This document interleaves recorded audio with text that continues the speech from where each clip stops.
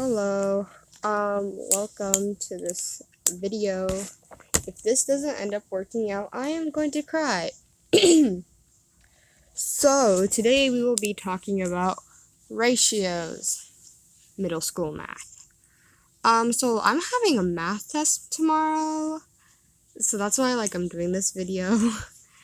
Anyways, so a ratio is a comparison of two numbers.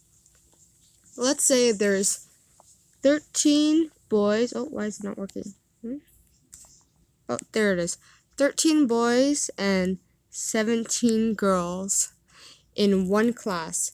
The ratio from girls to boys is 17 to 13. So it's comparing two numbers. Does that make sense? So ratios can also have three numbers being compared. So the ratio from boys to girls to everyone will be 13 to 17 to 30. Oh, there it is. 30. I hope this is making sense. Literally. This is because there's 13 boys, 17 girls, and 30 students in total in that class. So ratios can also be fractions, but not in this form. In this form, because fractions don't have three parts, it only has two parts. We will be answering some questions. Of the 27 people being surveyed, 14 live in apartments. So there's 27 people being surveyed, and 14 people live in apartment buildings. So this part being surveyed. And then this part is the apartment people. I'm just going to write aparts. That works. So that's how you write it as a fraction, but it's telling us to write it as a ratio. So that's as a fraction, but it's telling us to write it in a ratio, so we must put 14 in front, and then we must put 27 behind. I really hope this is making sense.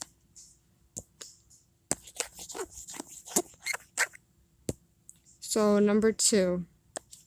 In the 6th grade, there are 8 girls to every 10 boys.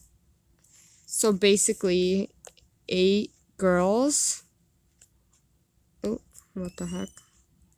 8 girls, and then 10 boys. That is as a fraction. I forgot about putting it into lowest terms. Okay, let's do that now. Lowest terms.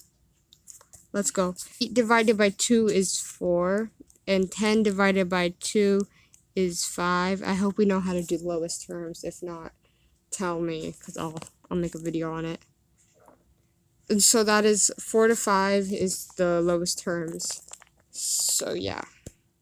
Oh, and we have to put it into a ratio. That's what it's about. So the ratio would be 4 to 5. Okay. Number 3. So exactly 84 out of 100 homes have a computer. So 84 over 100.